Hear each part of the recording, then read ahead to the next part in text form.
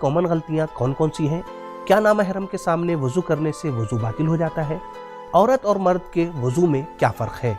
आइए देखते हैं इस वीडियो में। बिस्मिल्लाहिर्रहमानिर्रहीम। दोस्तों सलाम अलैकुम। खुदावंद मुतआल का इरशाद है, या अय्युहल्लज़ीना आमनू इज़ा कुमतुम इलस्सलाति फ़ग़सिलू वजूहकुम व अयदियकुम इलल मराफ़िक़। ए ईमान वालो, जब तुम नमाज के लिए खड़े हो तो वजू अंजाम दो। खुलासे में यह तर्जुमा है, अगर इंसान बगैर वजू के नमाज अख्तियारी सूरत में अंजाम दे रहा है, नमाज पढ़ रहा है, तो ऐसी सूरत में उसकी नमाज बातिल है। लिहाजा अगर हमारा वजू गलत तो नमाज भी बातिल हो जाएगी। हम जब वजू करते हैं तो जाने अनजाने में वजू में ऐसी गलतियां हो जाती हैं कि जिसकी वजह से हमारा वजू बातिल हो जाता है, और जब वजू बातिल तो हमारी नमाज भी सही नहीं। आइए देखते हैं इस वीडियो में कि वो कौन कौन सी सूरतें हैं कि जिसमें हमारा वजू बातिल हो जाता है। वजू में कुछ चीज़ें ऐसी हैं कि जो मुस्तहब है, जिसमें अगर कोई गलती या मिस्टेक हो जा रही है तो ऐसी सूरत में हमारा वजू गलत और बातिल नहीं है। आइए जानते हैं वो कौन कौन सी चीज़ें हैं जो वजू में मुस्तहब हैं। एक, वजू शुरू करते वक्त बिस्मिल्लाह कहना। 2, मिसवाक यानी ब्रश करना। 3, हाथों को गट्टों से उंगलियों तक धुलना। 4, 3 बार नाक में पानी डालना। 5, 3 बार कुल्ली करना। 6, कुछ मुस्तहब दुआओं का पढ़ना कि जिसे हम इंशाअल्लाह आखिरी वीडियो में बयान करेंगे। ये सारी चीज़ें जो अभी बयान हुई वो मुस्तहब थीं। अब हम वो चीज़ें बयान करेंगे कि जो वज़ू में वाजिब है कि अगर इसमें कोई गलती हो जाए तो हमारा वज़ू बातिल है, जिसके नतीजे में हमारी नमाज भी सही नहीं। वज़ू में सबसे पहला मरहला नियत का आता है। नियत का हमें ज़बान से अदा करना ज़रूरी नहीं है, बल्कि हम सिर्फ इरादा कर लें यही काफ़ी है।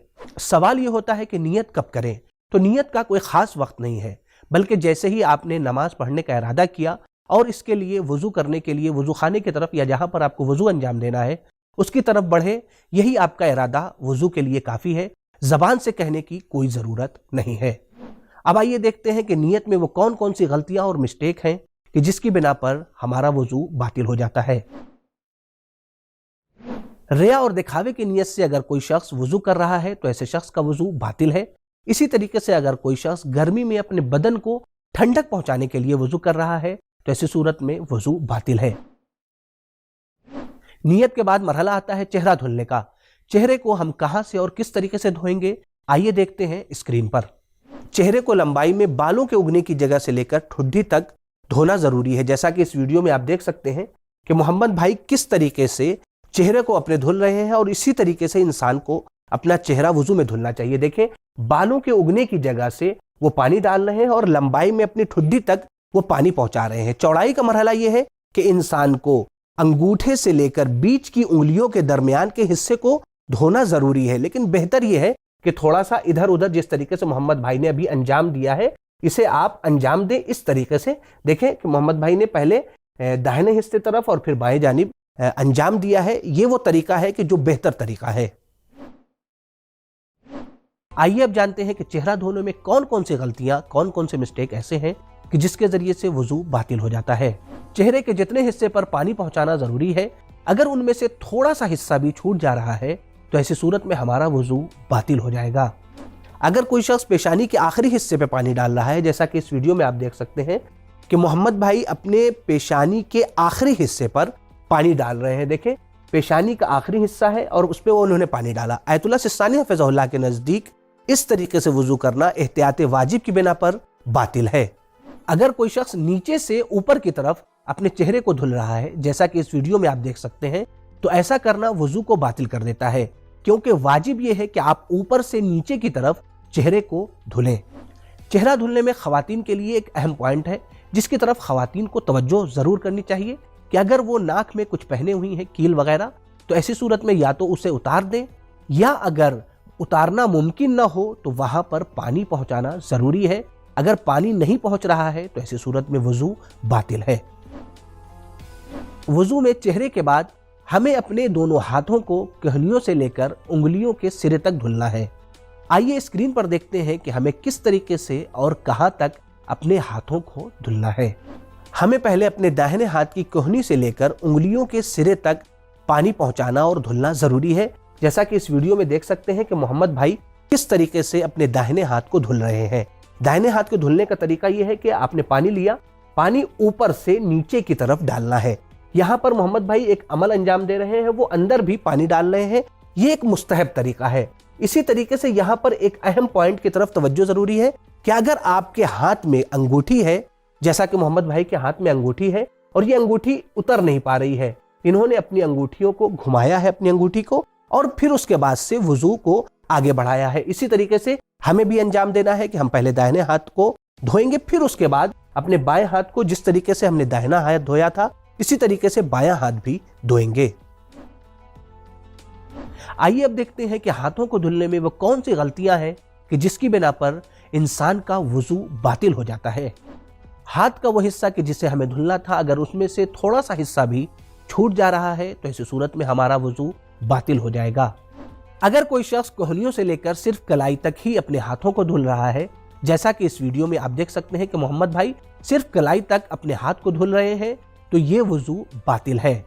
وضو میں اپنے ہاتھوں کو اوپر سے نیچے کی طرف دھلنا ہے, لیکن اگر کوئی شخص نیچے سے اوپر کی طرف دھلنے لگے تو ایسی صورت میں اس کا وضو باطل ہے. یا اسی طریقے سے جس طریقے سے اس ویڈیو میں آپ دیکھ سکتے ہیں, اگر اس طریقے سے بھی کوئی وضو انجام دے رہا ہے اور اپنے ہاتھوں کو دھل رہا ہے تو اس کا وضو باطل ہے. دیکھیں محمد بھائی اوپر نیچے لگاتار کھینچ رہے ہیں, یہ صحیح نہیں ہے. اس طریقے سے اگر کوئی انجام دے رہا ہے تو انسان کا وضو باطل ہے. اگر آپ نے انگوٹھی نہیں اتاری اور اپنی انگوٹھی کو اس طریقے سے نہیں ہلایا کہ انگوٹھی کے نیچے پانی پہنچ جائے تو ایسی صورت میں آپ کا وضو باطل ہو جائے گا. دونوں ہاتھوں کو دھلنے کے بعد وضو کرنے والے شخص کے لیے یہ ضروری ہے کہ وہ سر کا مسح کرے. ہمیں سر کا مسح کس طریقے سے کرنا ہے آئیے دیکھتے ہیں اسکرین پر. سر کے ابتدائی حصے پر جس مقدار میں بھی مسح کر لیا جائے کافی ہے, لیکن بہتر یہ ہے کہ جس طریقے سے محمد بھائی اس ویڈیو میں انجام دے رہے ہیں اسے انجام دیں, اس لیے کہ مستحب یہ ہے کہ انسان لمبائی میں تقریباً 1 انگلی کے برابر اور چوڑائی میں اپنی 3 انگلیوں کے برابر کہ جس طریقے سے محمد بھائی نے انجام دیا, دونوں طریقے کو اس طریقے سے انجام دیا جائے, یہ بہتر اور افضل ہے. مسح میں کچھ ایسی غلطیاں ہو جاتی ہیں کہ جس کی وجہ سے انسان کا وضو باطل ہو جاتا ہے. مثلا اگر الگ سے باہر سے آپ کوئی تری لے رہے ہیں پھر اس کے بعد آپ مسح کر رہے ہیں تو ایسی صورت میں آپ کا وضو باطل ہو جائے گا. اور ایک کامن مسٹیک ہوتی ہے جسے ہم اسکرین پر دیکھتے ہیں.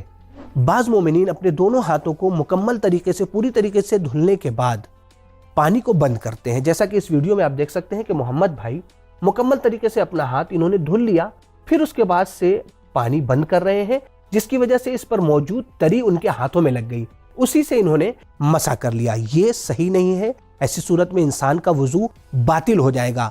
تو ہم کیا کریں کہ جس کی وجہ سے ہمارا وضو بھی باطل نہ ہو اور پانی بھی برباد نہ ہو؟ تو آئیے دیکھتے ہیں اس ویڈیو میں کہ ہمیں کیا کرنا ہے. ہمیں اس طریقے سے وضو انجام دینا ہے کہ جس طریقے سے اس ویڈیو میں محمد بھائی نے انجام دیا ہے. محمد بھائی نے کیا کیا, محمد بھائی نے پانی لیا, بائیں ہاتھ پر پانی ڈالا, جو مستحب طریقہ ہے اسے بھی پانی ڈالنے کے بعد فوراً پانی بند کر دیا اور اس کے بعد سے مکمل طریقے سے اپنے ہاتھ کو دھویا. دھونے کے بعد پھر مسح انجام دیا.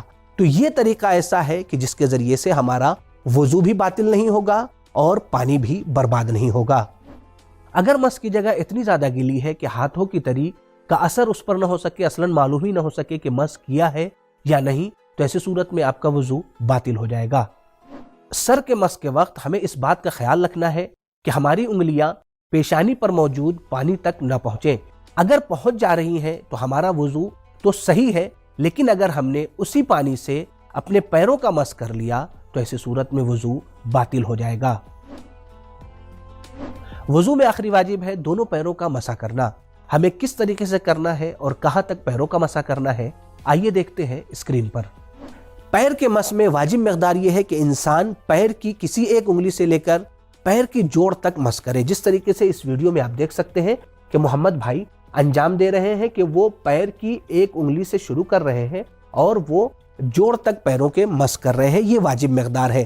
اور چوڑائی میں کس حد تک ہونی چاہیے, تو چوڑائی میں جتنا بھی ہو کافی ہے, لیکن بہتر یہ ہے کہ انسان اپنے پورے ہتھیلی کے ذریعے سے مس کرے, جس طریقے سے محمد بھائی نے اس ویڈیو میں انجام دیا ہے. پیر کے مس میں کچھ ایسی غلطیاں ہیں کہ جس کی بنا پر انسان کا وضو باطل ہو جاتا ہے. آئیے اسے بہتر اسکرین پر سمجھتے ہیں. اگر کوئی شخص مس میں ہاتھ کے بجائے پیروں کو کھینچے, جیسا کہ اس ویڈیو میں آپ دیکھ سکتے ہیں کہ محمد بھائی سر کے مس کے بعد پیر کا جب مسح کر رہے ہیں تو بجائے اس کے کہ وہ ہاتھوں کو کھینچیں پیر کو کھینچ لے رہے ہیں. یہ طریقہ صحیح نہیں ہے، اس سے آپ کا وضو باطل ہو جائے گا. ہاں اگر آپ کا پیر ہلکا سا ہلا ہے تو کوئی مشکل نہیں ہے، مس صحیح ہے.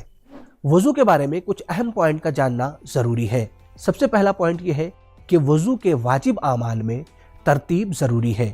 یعنی سب سے پہلے ہم چہرہ دھوئیں گے، پھر اس کے بعد داہنا ہاتھ دھوئیں گے، پھر بایاں ہاتھ دھوئیں گے، پھر سر کا مسح کریں گے اور پھر اپنے دونوں پیروں کا مسح انجام دیں گے. دوسرا پوائنٹ یہ ہے کہ وضو کے اعمال اور افعال میں زیادہ فاصلہ نہیں ہونا چاہیے. آئیے اسے بہتر سمجھتے ہیں اسکرین پر. وضو کے افعال میں بہت زیادہ فاصلہ نہیں ہونا چاہیے، بلکہ ایک کے بعد ایک ہمیں عمل کو انجام دینا ہے. لیکن اگر کوئی شخص وضو کے افعال میں اتنا زیادہ فاصلہ دے دے کہ لوگ یہ کہیں کہ موالات ٹوٹ گیا ہے، عرف عام میں یہ کہنے لگے کہ بہت زیادہ فاصلہ کر دیا ہے، جیسا کہ اس ویڈیو میں آپ دیکھیں کہ محمد بھائی نے مسح انجام دیا، مسح کے بعد انہیں فوراً اپنے پیروں کا مسح انجام دینا تھا، لیکن درمیان میں ان کا فون آتا ہے، وہ آرام سے پوری گفتگو کرتے ہیں، گفتگو کر رہے ہیں. اس درمیان میں کوئی بھی دیکھے گا تو وہ یہی کہے گا کہ بہت زیادہ فاصلہ ہو گیا ہے. اور پھر جب وہ مکمل طریقے سے گفتگو کر لیتے ہیں، پھر اس کے بعد آتے ہیں اپنے داہنے پیر کا مسح انجام دیتے ہیں، پھر بائیں پیر کا مسح انجام دیتے ہیں. ایسا کرنا باطل ہے. تیسرا اہم پوائنٹ یہ ہے کہ وضو کے لیے آپ کے پاس وقت ہو. لہذا اگر وقت اتنا کم ہے کہ اگر آپ وضو کریں گے اور پھر اس کے بعد جا کر نماز پڑھیں گے تو آپ کی نماز قضا ہو جائے گی، یا نماز کا کچھ حصہ کے جو واجب حصہ ہے وہ وقت کے باہر ہو جائے گا. تو ایسی صورت میں آپ کی ذمہ داری تیمم کرنا ہے. انشاءاللہ تیمم کے پریکٹیکل طریقے کو ہم انشاءاللہ جلد ہی دوسری ویڈیو میں پیش کریں گے. کیا نامحرم کے سامنے وضو کرنے سے وضو باطل ہو جاتا ہے؟ نامحرم کے سامنے وضو کرنے سے یا نامحرم کے سامنے سے گزر جانے سے وضو باطل نہیں ہوتا. ہاں اگر بے پردگی ہو رہی ہے تو انسان گناہگار ہے، لیکن وضو باطل نہیں ہوگا. عورت اور مرد کے وضو میں کیا فرق ہے؟ عورتوں اور مردوں کے وضو کے درمیان کوئی خاص فرق نہیں پایا جاتا، صرف ایک مستحب عمل میں فرق پایا جاتا ہے.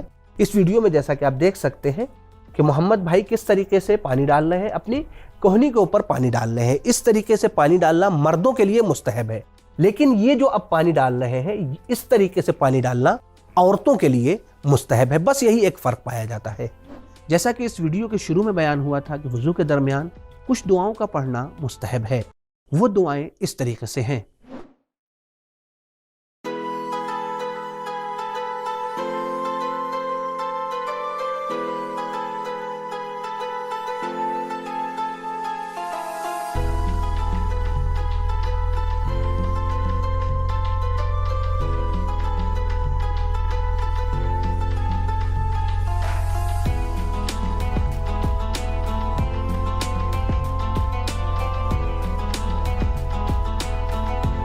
مومنین کرام، یہ تھی وہ دعائیں کہ جن کا وضو کے درمیان پڑھنا مستحب ہے. اگر آپ اسے یاد کرنا چاہتے ہیں تو آپ ڈسکرپشن میں دیکھ سکتے ہیں ان دعاؤں کو. ساتھ ہی ساتھ توضیح المسائل کی طرف بھی رجوع کر سکتے ہیں، وہاں بھی یہ دعائیں موجود ہیں، آپ وہاں سے بھی اسے دیکھ کر یاد کر سکتے ہیں.